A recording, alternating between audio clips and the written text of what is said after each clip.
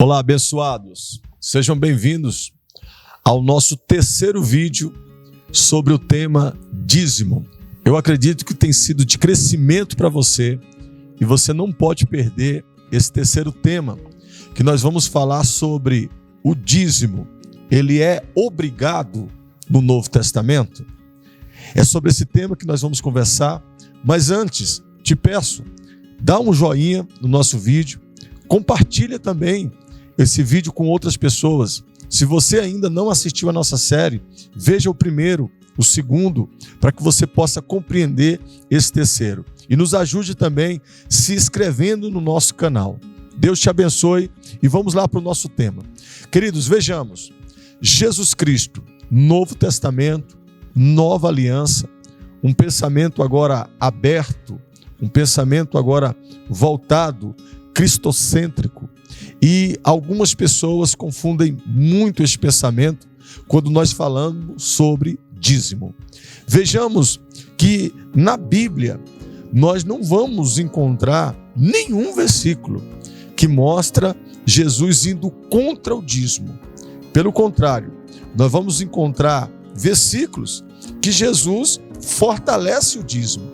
Vejamos o que está escrito em Mateus capítulo 23, verso 23. Ai de vós, escribas e fariseus, hipócritas, pois que dizimais a hortelã, o endro e o cominho, e desprezai o mais importante da lei, o juízo, a misericórdia e a fé. Deveis, porém, fazer estas coisas e não omitir aquelas. Primeira coisa, queridos, perceba que aqueles homens, eles se achavam superiores porque eram dizimistas. Se tem alguém que tem esse pensamento que por ser dizimista ou ter um dízimo bom, ele é superior aos demais, você está enganado. Não existe isso diante de Deus. Segundo ponto, veja que Jesus não se opõe ao dízimo, como muitas pessoas pensam. Pelo contrário, ele diz que devia sim eles continuar sendo dizimistas, fiéis à igreja, participando dos dízimos, tanto da hortelã, do endro, do cominho, e também o juízo, a misericórdia e a fé. Queridos, entenda que Jesus aqui, ele não corta, ele não tira o dízimo. Pelo contrário, ele soma isso ao conhecimento da lei. Hebreus, no capítulo 7, do versículo 1 ao 10, nós vamos encontrar uma tipologia de Jesus Cristo como Melquisedeque e Abraão como a igreja. Se você puder depois, leia todo o texto que eu te falei, porque será muito importante para o teu conhecimento. Mas o primeiro ponto que eu quero que você marque desses versículos é que nesse ponto aqui, observe que Melquisedeque, ele é colocado como uma figura de Cristo, representando Cristo Jesus ali. O segundo ponto, observe no versículo 4, que Abraão deu o dízimo de todos os seus despojos. Quando Abraão faz isso, ele reconhece a sua inferioridade diante de Melquisedeque. Sabe o que eu aprendo com isso? Quando dizimamos ao Senhor, quando entregamos o nosso dízimo diante do Senhor, nós reconhecemos que somos inferiores a Ele e que necessitamos da graça dEle, e que tudo que temos foi Ele que nos deu. Agora eu quero te chamar a atenção para Atos, capítulo 4, versículo 34, que foi o início da igreja primitiva. No início da igreja, a igreja deixava isso bem claro. Agora, eu quero te chamar a atenção para Atos, capítulo 4, verso 34.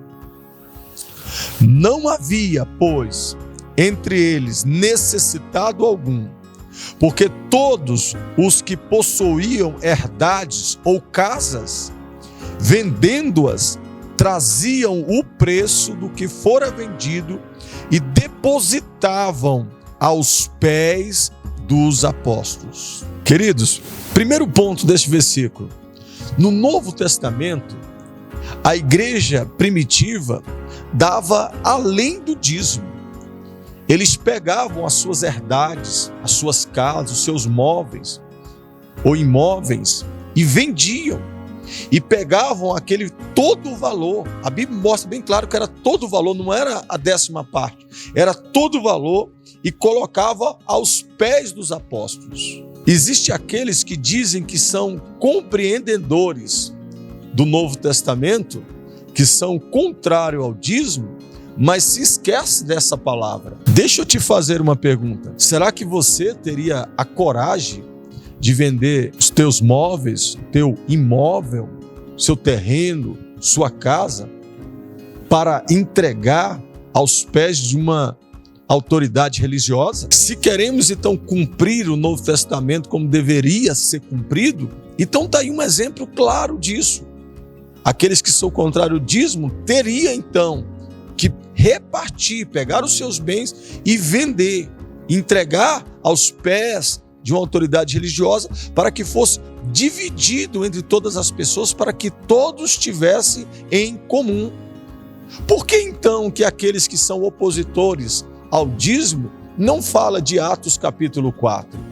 Deixo a pergunta para você. Queridos, entenda, o dízimo é a 10ª parte dos nossos rendimentos pessoais, o qual é ofertado como reconhecimento da graça abundante de Deus sobre as nossas vidas. Neste sentido, é uma devolução em forma de ação de graça e não um pagamento, como muitas pessoas pensam. Amém? Deu para entender? Deus abençoe sua vida. Mande para nós os comentários, deixe o seu comentário, é muito importante. E na semana que vem eu estarei falando sobre eu devo ou não dizimar. Que Deus te abençoe, um forte abraço e até o nosso próximo vídeo.